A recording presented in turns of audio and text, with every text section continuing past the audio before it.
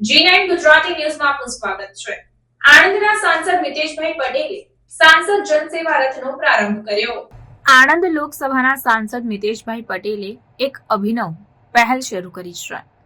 તેમણે સાંસદ જનસેવા રથનો પ્રારંભ કર્યો છે, જેનો ઉદ્દેશ્ય કેન્દ્ર અને રાજ્ય સરકારની વિવિધ કલ્યાણકારી યોજનાઓનો લાભ સમાજના છેવાડાના વર્ગ સુધી પહોંચાડવાનો છે.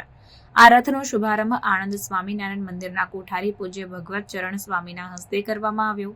આ પહેલ માનનીય પ્રધાનમંત્રી નરેન્દ્રભાઈ મોદીના અંત્યોદયના સિદ્ધાંતને સાકાર કરવાનો પ્રયાસ છે. સાંસદ જનસેવા રથ ગામડાઓ સુધી પહોંચશે અને ગરીબ તથા વંચિત વર્ગના લોકોને સરકારી યોજનાઓનો સીધો લાભ આપવામાં મદદરૂપ થશે.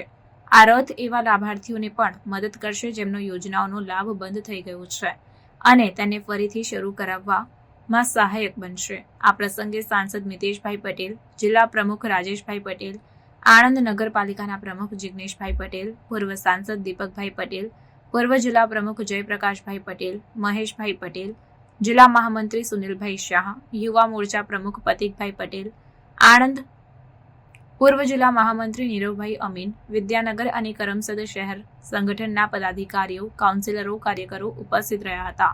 આ પહેલ દ્વારા સાંસદ મિતેશભાઈ પટેલ સરકારી યોજનાઓની પહોંચ વધારવા અને સમાજના દરેક વર્ગ સુધી વિકાસનો લાભ પહોંચાડવા માટે પ્રતિબદ્ધ છે. આ રથ સમાજના છેવાડાના વ્યક્તિ સુધી પહોંચવાનું અને તેમને સશક્ત બનાવવાનું એક મહત્વપૂર્ણ માધ્યમ બનશે.